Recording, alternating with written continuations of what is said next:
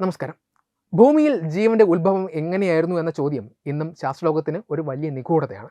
എന്നാൽ കോടിക്കണക്കിന് വർഷങ്ങൾക്ക് മുൻപ് ഭൂമിയിലുണ്ടായ അതിശക്തമായ ഉൽക്കാപതനങ്ങൾ ജീവന്റെ ഉദയത്തിന് ആവശ്യമായ സാഹചര്യം ഒരുക്കിയിരിക്കാം എന്ന പുതിയ പഠന റിപ്പോർട്ടുകൾ പുറത്തുവരികയാണ്. റഡ്ജേഴ്സ് സർവകലാശാലയിലെ ഗവേഷകയായ ഷിയ സിൻക്വ മാനി നയിച്ച പഠനത്തിലാണ് നാശത്തിൻ്റെ പ്രതീകമായി നാം കാണുന്ന ഉൽക്കാപതനങ്ങൾ യഥാർത്ഥത്തിൽ ജീവന്റെ സൃഷ്ടാക്കളായിരിക്കാമെന്ന കണ്ടെത്തലുള്ളത്. Journal of marine science and എഞ്ചിനീയറിംഗിൽ പ്രസിദ്ധീകരിച്ച ഈ പ്രബന്ധം സമുദ്രത്തിനടിയിലെ ഹൈഡ്രോ തെർമൽ വെന്റുകൾക്ക് സമാനമായ സാഹചര്യങ്ങൾ ഉൽക്കാപതനത്തിലൂടെയും സൃഷ്ടിക്കപ്പെടാമെന്ന് വ്യക്തമാക്കുന്നു.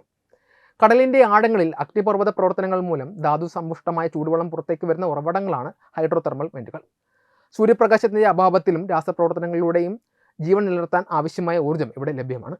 ഷിയയുടെ പഠനം ചൂണ്ടിക്കാട്ടുന്നത് ഒരു കൂറ്റൻ ഉൽക്ക ഭൂമിയിൽ പതിക്കുമ്പോൾ ഉണ്ടാകുന്ന അതിശക്തമായ ചൂട് ചുറ്റുമുള്ള പാറകളെ ഉരുക്കുകയും വലിയ കുഴികൾ സൃഷ്ടിക്കുകയും ചെയ്യുന്നു എന്നതാണ്. ഈ കുഴികളിൽ വെള്ളം നിറയുമ്പോൾ അത് സമുദ്രത്തിനടിയിലെ വെന്റുകൾക്ക് സമാനമായ ധാതുക്കളാൽ സമ്പന്നമായ ഒരു ഉഷ്ണമേഖലയായി മാറുന്നു.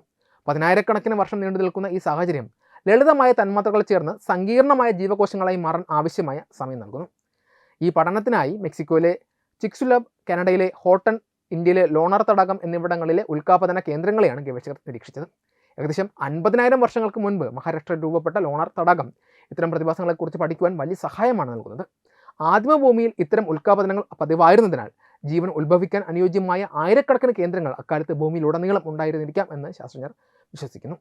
ഈ കണ്ടെത്തൽ ഭൂമിയിലെ ജീവന്റെ ചരിത്രം മനസ്സിലാക്കാൻ മാത്രമല്ല, മറ്റ് ഗ്രഹങ്ങളിൽ ജീവനുണ്ടോ എന്ന് തിരയുന്നതിനും പുതിയ ദിശാബോധം നൽകുന്നു. ചൊവ്വയിലെ ഉൽക്കാപതന കേന്ദ്രങ്ങളിലെയും വ്യാഴത്തിൻ്റെ ചന്ദ്രനായ യൂറോപ്പ, ശനിയുടെ ചന്ദ്രനായ എൻസിലാൻഡസ് എന്നിവിടങ്ങളിലെ സമുദ്രങ്ങളിലും സമാനമായ ഹൈഡ്രോ തെർമൽ പ്രവർത്തനങ്ങൾ നടക്കാൻ സാധ്യതയുണ്ട്. സൂര്യപ്രകാശമില്ലാതെ തന്നെ ജീവൻ നിലനിൽക്കാൻ സാധിക്കുമെന്ന് 1970-കളിൽ കണ്ടെത്തിയതിനു ശേഷമുള്ള ഏറ്റവും സുപ്രധാനമായ നീക്കമായാണ് ഈ പഠനത്തെ ശാസ്ത്രലോകം വിലയിരുത്തുന്നത്.